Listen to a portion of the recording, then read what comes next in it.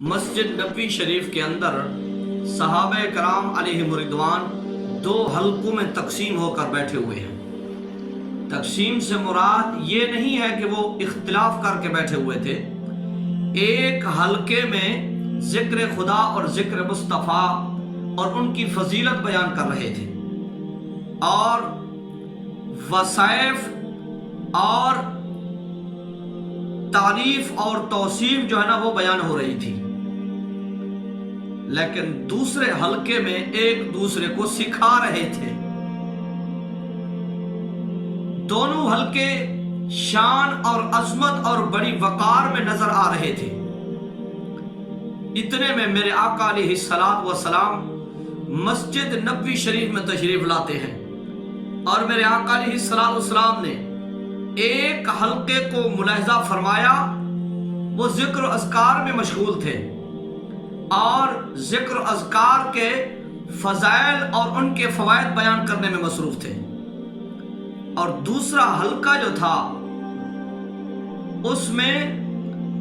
ایک دوسرے کی اصلاح کر رہے تھے۔ وضو کا طریقہ، نماز کا طریقہ، غسل کا طریقہ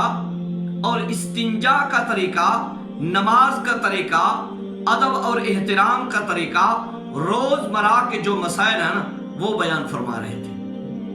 اور میرا علیہ الصلوۃ والسلام اس حلقے میں بیٹھنا پسند فرمایا جس میں ایک دوسرے کو مسائل سکھائے جا رہے تھے۔ دوسرے حلقے والوں نے دیکھا کہ حضور نے ہمیں بھی محبت کے ساتھ دیکھا ہے اور انہیں بھی محبت کے ساتھ دیکھا ہے، لیکن حضور وہاں بیٹھ گئے، ہمارا یہاں بیٹھنا تو بالکل بیکار ہے۔ اور وہاں جا کر یہ وجہ پوچھتے ہیں کہ حضور یہاں بھی تو ذکر خدا اور ذکر مصطفیٰ ہو رہا تھا اور یہاں پر مسائل سکھائے جا رہے ہیں، اور حضور آپ یہ بتائیں اس میں حکمت کیا ہے، یہ پوچھیں گے انہوں نے کہا۔ سارے صحابہ کرام علیہ رضوان اسی حلقے میں تشریف لائے، اس حلقے میں حضور تشریف فرما ہوئے، اور عرض کرنے لگے حضور ہم سے کچھ کوتاہیاں ہوئی ہیں، ہم سے کچھ غلطیاں ہوئی ہیں، ہمارے ساتھ آپ نے بیٹھنا پسند نہیں فرمایا۔ میرے آقا علیہ الصلوۃ والسلام نے مسکرا کر فرمایا، تبسم فرماتے ہوئے فرمایا کہ اے میرے یارو ایسی بات بالکل ہی ہرگز نہیں ہے۔ فرمایا تم ذکر خدا اور ذکر مصطفیٰ کر رہے تھے اور ذکر کے فضائل بیان کر رہے تھے، ذکر کے فوائد بیان کر رہے تھے، یہ بھی بہت اچھا کام ہے، یہ بھی بہت بڑی فضیلت والا کام ہے، لیکن جو ایک دوسرے کی اصلاح کرنا ہے، جو ایک دوسرے کو مسائل سکھانا ہے، میرے آقا علیہ الصلوۃ والسلام نے ارشاد فرمایا یہ اس سے کہیں بہتر اور کہیں افضل اور اعلیٰ زیادہ ہے۔ اور میرے آقا علیہ الصلوۃ والسلام نے اس حلقے کو پسند کیوں فرمایا؟ ان کو بھی پسند فرمایا اور ان کو بھی پسند فرمایا، اور جن کے ساتھ بیٹھے ان کی وجہ کیا تھی؟ میرے آقا نے فرمایا ذکر و اذکار کرنا یہ بھی بہت اچھی عبادت ہے، بہت افضل عبادت ہے، لیکن اس سے بہتر افضل اور عبادت اور اچھی عبادت یہ ہے کہ جس لا علم کو آپ نے روشنی والا صراط مستقیم والا راستہ دکھا دیا، اس راستے کی طرف آپ نے ترغیب دلا دی، رغبت دلا دی، تو فرمایا یہ تمام کاموں سے ایک بہتر اور افضل کام ہے، اور تمام عبادتوں سے یہ بہت عبادت والا کام ہے۔ اور میرے آقا علیہ الصلوۃ والسلام نے ارشاد فرمایا ایک مسئلہ سیکھنا اور سکھانا، مثال کے طور پر ایک اسلامی بھائی ہے، اس کو ہم کہتے ہیں کہ آپ مسواک استعمال کیا کریں،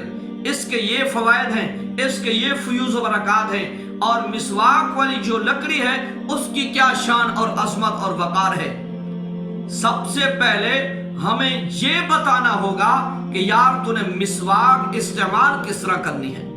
تو نے وضو کرنا ہے، وضو کرنے کا طریقہ کیا ہے، تو نے غسل کرنا ہے، غسل کا طریقہ کیا ہے، تو نے استنجا کرنا ہے، استنجا کرنے کا طریقہ کیا ہے۔ اور میرے آقا علیہ الصلوۃ والسلام نے ارشاد فرمایا ایک مسئلہ سیکھنا اور سکھانا، فرمایا 1000 نوافل کی عبادت پڑھنے سے افضل ہے۔ میرے بھائی جو عبادت کرنے والے ہوتے ہیں نا وہ عبادت کر کے اپنا مقام حاصل کرتے ہیں، اور عبادت کرنے والے جب روز محشر کے دن پل صراط کے قریب جائیں گے نا ان کو گزار دیا جائے گا، اور جو عالم ہوں گے، صاحب علم ہوں گے، صوفیاء حضرات جو ایک دوسرے کی اصلاح کرنے والے تھے دنیا کائنات کے اندر، اور ایک دوسرے کی اصلاح کے ساتھ ان کو مسائل سکھاتے تھے، ان کو روک دیا جائے گا اور کہا جائے گا جو دنیا میں تجھ سے محبت کرتے تھے ان کے لیے سفارش کر کے پھر آگے آپ جائیں۔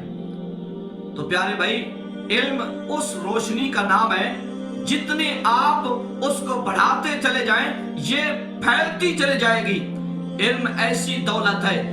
دولت ہے جو نہ بوسیدہ ہو سکتی ہے، یعنی نہ پرانی ہو سکتی ہے اور نہ چوری ہو سکتی ہے۔ چوری تب ہوگی جب آپ کے دل میں میل کچیل پیدا ہو جائے گی، جب آپ کے دل میں، میرے اور آپ کے دل میں لالچ پیدا ہو جائے گا، جب ریاکاری پیدا ہو جائے گی۔ ریاکاری یہ بھی ایک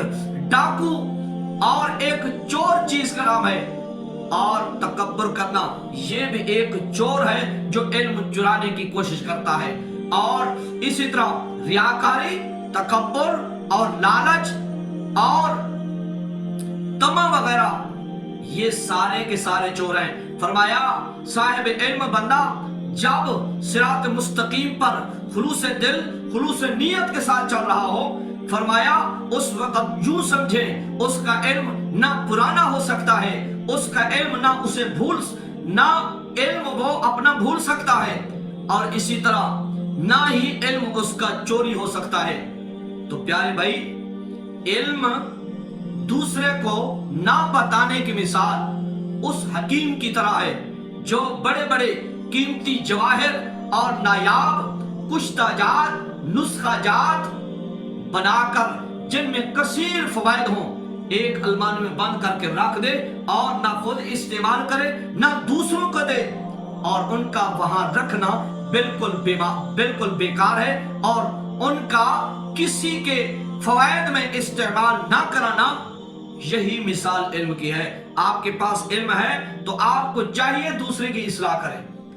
میرے آقا علیہ الصلوۃ والسلام نے ارشاد فرمایا علم پھیلانے والا اگرچہ عمل نہ کرتا ہو لیکن اس کو چاہیے وہ چیز دوسروں کو بھی سکھائے، دوسروں کو بھی بتائے۔ جب دوسروں کو بتائے گا وہ عمل کریں گے، اور ان کے عمل کی برکت سے اور ان کے بتانے کی وجہ سے کہ یار میں دوسروں کو بتاتا ہوں، خود تو میں اس سے بالکل بے خبر ہوں، میں تو دوسروں کو دکھانے کے لیے بتا رہا ہوں، میں تو اس پر عمل کرنے کی کوشش بھی نہیں کر رہا۔ تو پیارے بھائی جب آپ کا ضمیر ملامت کرے گا نا اس وقت آپ بھی باعمل ہو جائیں گے اور عمل کرنے والے بن جائیں گے۔ اور جب دوسرا آپ کے بتائے ہوئے علم کے حصول کے ساتھ وہ اصلاح میں اور فوائد میں